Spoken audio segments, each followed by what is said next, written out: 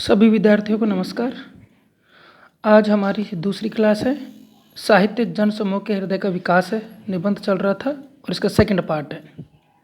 हमने देख लिया था, थोड़ा सा रिकॉल कर लेते हैं, दोहरा लेते हैं। हमने देख लिया था कि साहित्य वैसा ही होता है जैसा कि लोग सोचते हैं।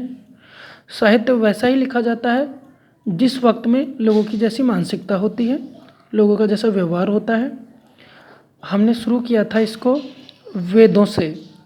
हमने देखा था कि वेद के समय पे जातिवाद नहीं था, ऊंच नीच नहीं थी, क्योंकि लोगों के दिल में भी ऐसा कुछ भावनाएं नहीं थी। ये सब कब आई? ये जातिवाद, ये ऊंच नीच आई मनु और याज्ञवल्क्य के ज़माने में।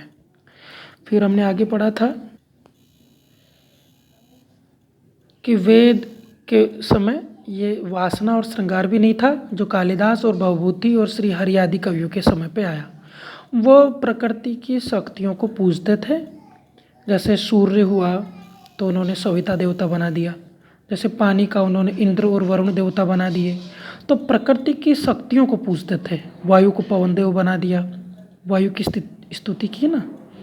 तो ये सारी ऋग्वेद और सामवेद की ऋचाएँ यानी मंत्र तब लिखे गए। मतलब कुल मिला के बात यह है कि वो सीधे साधे आदमी थे, उनके दिल में ऐसी कोई विकार नहीं आए थे। उनको प्रकृति की शक्तियाँ दिखी तो प्रकृति की शक्तियों को ही उन्होंने देवता बना दिया। जैसे पवन देव, वरुण देव, इंद्र देव, सूर्य देव, अग्निदेव, इन सब चीज़ों को उन्होंने देवता का रूप दे दिया। ये था ऋग्वेद का वक्त। अब हम आगे देखते हैं ऋग्वेद से आगे साहित्य में किस तरह के विचार आते हैं और लोगों की मानसिकता क्या थी। देखो, इन्हीं प्राकृतिक पदार्थों का अनुशीलन करते करते इन आर्यों को ईश्वर के विषय में जो जो भाव उदय हुए, वे ही सब एक नए प्रकार का साहित्य उपनिषद के नाम से कहलाए। वेदों के बाद में भारत में जो साहित्य आता है उसका नाम है उपनिषद। तो आप देखो, इन प्राकृतिक पदार्थों को देखते देखते, यानी प्राकृतिक पदार्थ कौन से? सूर्य, चंद्रमा, अग्नि, पवन, वायु, पानी, बरसात, इनको देखते देखते ईश्वर के विषय में जो भाव इनके मन में आए उसी को लिखा इन्होंने उपनिषदों में। उपनिषद 18 होते हैं, केन उपनिषद, कठ उपनिषद, मुंडको उपनिषद, है ना, ये उपनिषदों के नाम है। जाबालो उपनिषद। तो इन उपनिषदों का विकास हुआ वेदों के बाद में।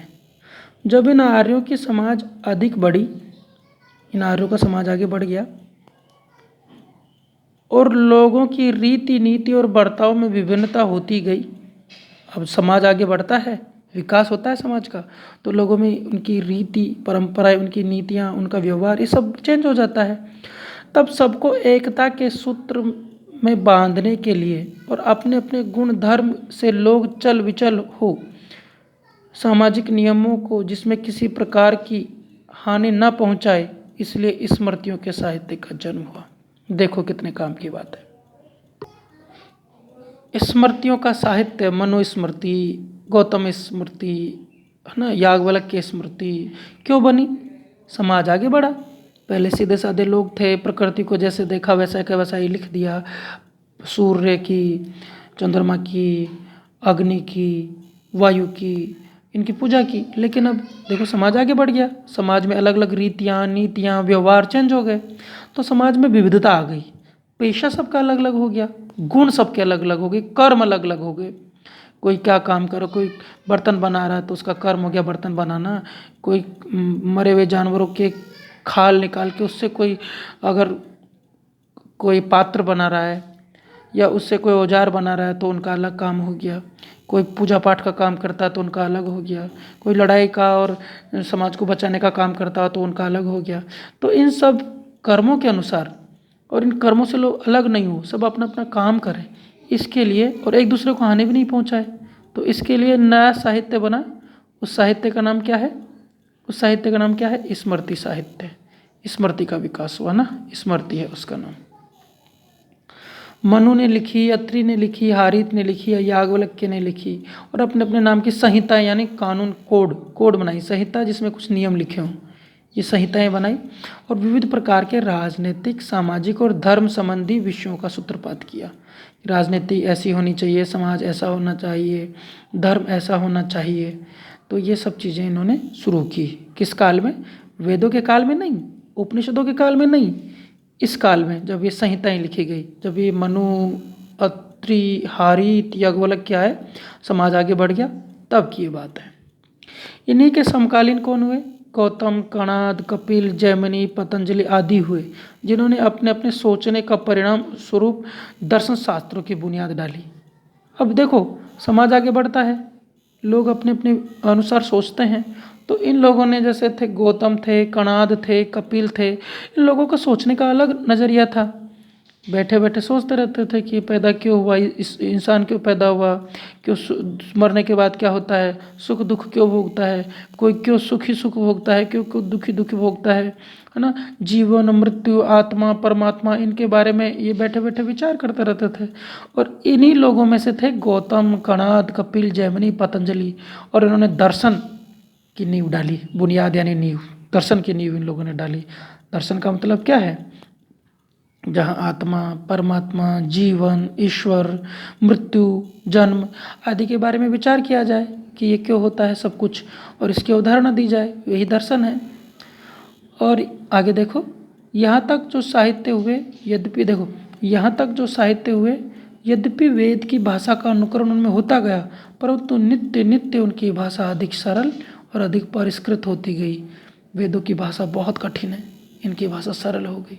तथापि इनकी गणना वैदिक साहित्य में ही की जाती है। इन सब की गणना किस में की जाती है? वैदिक साहित्य में ही की जाती है। इनको भी वेद ही माना जाता है। वेद तो नहीं माना जाता, वैदिक साहित्य इनको माना जाता है। वैदिक साहित्य में शामिल हैं चारों वेद, उपनिषद, और ये जो हमने स्मृतियाँ बताई थी, मनुस्मृति, गौतम, याज्ञवल्क्य स्मृति, अत्रि स्मृति, और ये दर्शन, इस सब का मिला जुला रूप है वैदिक साहित्य। आगे देखो, इन स्मृतियों और आर्य ग्रंथों की भाषा को हम वैदिक और आधुनिक संस्कृत के बीच की भाषा कहते हैं। फर्स्ट ईयर में आपने पढ़ा, इन स्मृतियों और आर्य ग्रंथों की भाषा को हम वैदिक और आधुनिक संस्कृत के बीच की भाषा कहते हैं। समझ में आया? पढ़ा होगा आपने। अब से संस्कृत के दो खंड होते चले, जो वेद तथा लोक के नाम से कहे जाते हैं। संस्कृत के दो खंड हो गए, एक तो वेदों की संस्कृत जिसको कहते हैं वैदिक संस्कृत, और दूसरा है लौकिक संस्कृत, जिसमें बाद की रचनाएं लिखी गई, वेदों के बाद की धर्म दर्शन की रचनाएं, दर्शन की रचनाएं।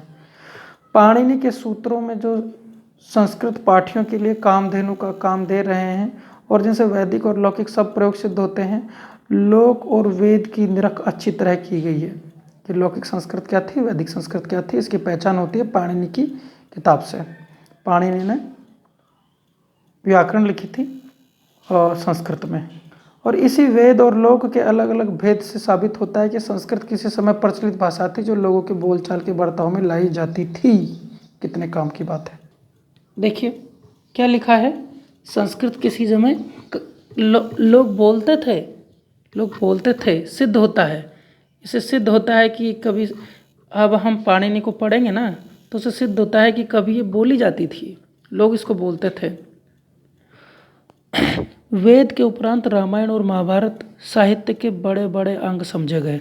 चलो, वेद खत्म हो गए। हमने देखा कि वेद के ज़माने में लोग किस तरह से सोचते थे, उनके विचार कैसे थे, वो क्या मानते थे, उनका दिल कैसा था, उनकी भावनाएं कैसी थी। हमारा जो टॉपिक है वो है साहित्य जन समूह के हृदय का विकास है। यानी लोगों का हृदय जैसा होगा, जैसा उनका विकास होगा हृदय का, वैसा ही साहित्य होगा। वेदों में देखा, भोले भाले लोग थे, तो साहित्य भी एकदम सीधा सच्चा साहित्य है। उसके बाद समाज आगे बढ़ा, और किसका टाइम आया? रामायण का, राम का और कृष्ण का, महाभारत का। वेद के बाद रामायण और महाभारत साहित्य के बड़े बड़े अंग समझे गए। रामायण के समय भारतीय सभ्यता का प्रेमोच्छ्वास परिप्लावित नूतन यौवन था। भारतीय सभ्यता नई नई शुरू हुई थी, और उसका यौवन काल कह सकते हो। जब कोई इंसान बड़ा होता है, जन्म लेके बड़ा होता है, तो जो उसका विकास होता है, पहले बचपन और फिर यौवन। तो इसने बताया कि जो वैदिक काल था वो हमारा बचपन जैसा था, और रामायण क्या है? भारतीय साहित्य का यौवन जैसा है। किंतु महाभारत के समय भारतीय सभ्यता क्षतिग्रस्त होकर वार्धक्य के भाव को पहुंच गई थी। हमारी सभ्यता टूट फूट गई थी, बुढ़ापा जैसे उसमें आ गया हो। अब ऐसा क्यों कहा लेखक ने कि रामायण में तो हम युवा थे और महाभारत में बुढ़ा गए हमारी सभ्यता, हमारी कल्चर। देखते हैं इसका कारण, देखते हैं, आगे साफ होगा। रामायण के प्रधान पुरुष कौन है? रामायण के प्रधान पुरुष कौन है? राम। रामायण के प्रधान पुरुष रघुकुल अवतंस यानी रघुकुल के दीपक, अवतंस यानी दीपक, रघुकुल अवतंस श्री रामचंद्र थे। और भारत के प्रधान पुरुष बुद्धि की तीक्ष्णता के रूप, बुद्धि थी उनके पास, कूट युद्ध विशारद थे। और भगवान वासुदेव श्री कृष्ण या उनके हाथ की कठपुतली युधिष्ठिर थे। दो बताए इसमें। रामायण के जो प्रधान थे वो रामचंद्र थे, और भारत यानी महाभारत, भारत यानी महाभारत के प्रधान यानी उसका हीरो कौन है, नायक कौन है? बुद्धि की तीक्ष्णता के रूप, इनमें बहुत तेज बुद्धि हो, और कूट युद्ध विशारद, जो कूट युद्ध करने में माहिर हो। विशारद यानी विशारद बोलते हैं जिसमें बहुत तेज दिमाग हो, बुद्धि हो। प्रवीण, कुशल, विशारद का अर्थ लिख लो आप, प्रवीण, कुशल, कुशाग्र, कुशल लिख लो, परफेक्ट, प्रवीण। भगवान वासुदेव श्री कृष्ण या उनके हाथ की कठपुतली युधिष्ठिर थे। रामायण के समय से भारत के समय में लोगों के हृदयगत भाव में कितना अंतर हो गया था। देखो, रामायण और महाभारत में लोगों के दिलों में, मन में, विचारों में कितना अंतर हो गया था कि रामायण में दो प्रतिद्वंद्वी भाई इस बात के लिए विवाद कर रहे थे कि यह समस्त राज्यों और राज्य सिंहासन हमारा नहीं है, यह सब तुम्हारे लिए है, तुम्हारे हाथ में रहे। और अंत में रामचंद्र ने भरत को विवाद में हराकर, पराभूत कर यानी हराकर, सारा साम्राज्य उसके हाथ में देकर आप खुद आनंद निर्भर चित्त हो अपनी पत्नी के साथ, सस्त्री यानी अपनी पत्नी के साथ वनवासी हो गए। रामायण में भरत और राम लड़ रहे थे कि भैया आप राज रख लो, भैया आप राज्य रख लो। भरत दे रहे थे राम को और राम दे रहे थे भरत को, और अंत में राम जीत गए और अपनी पत्नी के साथ जंगल में चले गए, भरत को सारा राज्य देके। वहीं महाभारत में दो दायाद भाई यानी दो दायाद बोलते हैं, चाचा भतीजा के जो होते हैं भाई, उनको भाई इस बात के लिए कलह कर रहे थे, कलह करने पर सन्नद्ध हुए कि जितने में सुई के अग्रभाग ढक जाए इतनी पृथ्वी भी बिना युद्ध के हम नहीं देंगे। युधिष्ठिर ने कहा था ना कि सुई की नोक के बराबर जमीन भी नहीं दूंगा मैं। सूच्यग्रम नैव दास्यामि बिना युद्धेन केशव, हे केशव, सूच्यग्रम यानी सुई की नोक का आगे का हिस्सा, नैव यानी नहीं, दास्यामि यानी दूंगा, बिना युद्ध के केशव। जब केशव यानी कृष्ण समझाने गए थे युधिष्ठिर को कि युधिष्ठिर 5 गांव दे दे 5 भाइयों को, वो युद्ध नहीं करेंगे, तो इसने कहा था कि सुई की नोक के बराबर जमीन भी नहीं दूंगा बिना लड़े, तो भागो यहाँ से। परिणाम में एक भाई दूसरे के पर जय लाभ कर तथा जंघा में गदाघात भीम ने किया था, और मस्तक पर पदाघात से उसे बंद कर भाई के राज्य सिंहासन पर आरूढ़ सुख में फूल अनेक तरह से यज्ञ और दान में प्रवृत्त हुआ। महाभारत की कहानी है सारी। रामायण और महाभारत के आचार्य क्रम से कवि कुल गुरु वाल्मीकि और व्यास थे। इसको यहाँ तक रहने देते हैं, आगे देखते हैं। महाभारत में दोनों भाई इतने लड़े, सुई की नोक के बराबर जमीन नहीं दूंगा। परिणाम क्या हुआ? एक दूसरे पर विजय प्राप्त की, जांग तोड़ी दुशासन की, जंघा में गदाघात, और इसकी दुर्योधन की जांग में भी गदा यानी गदा से आघात किया था, गदा से उसकी जांघें तोड़ दी थी। भीम ने युद्ध के नियमों को तोड़ते हुए जो दुर्योधन था उसको उसके जांग में मार के और युद्ध में परास्त किया था। जबकि जो गदा का नियम होता है उसमें कमर के नीचे वार नहीं होता, लेकिन कृष्ण के कहने पे भीम ने युधिष्ठिर की जंघें तोड़ दी थी गदा के आघात से। गदा होता है ना जो हनुमान जी अपने पास रखते हैं, एक हथियार होता है, उससे उसकी जंघें तोड़ी थी, और मस्तक पर पदाघात से उसे बंद कर भाई के राज्य सिंहासन पर आरूढ़ हो गए। भाई ने भाई के सिंहासन को छीन लिया और सुख में फूल गए, और अनेक तरह के यज्ञ किए। युधिष्ठिर ने किए तो थे यज्ञ, और दान किए अनेक तरह के। और एक दूसरा था रामायण का ज़माना, जब इस तरह की बातें नहीं होती थी। रामायण और महाभारत के आचार्य व्यास और वाल्मीकि थे। आज की क्लास हमारी यहीं तक। ज़्यादा बड़ा वीडियो अपलोड करने में परेशानी आती है, तो ये दूसरा पार्ट था। आगे हम इसी का तीसरा पार्ट पढ़ेंगे। धन्यवाद सभी को।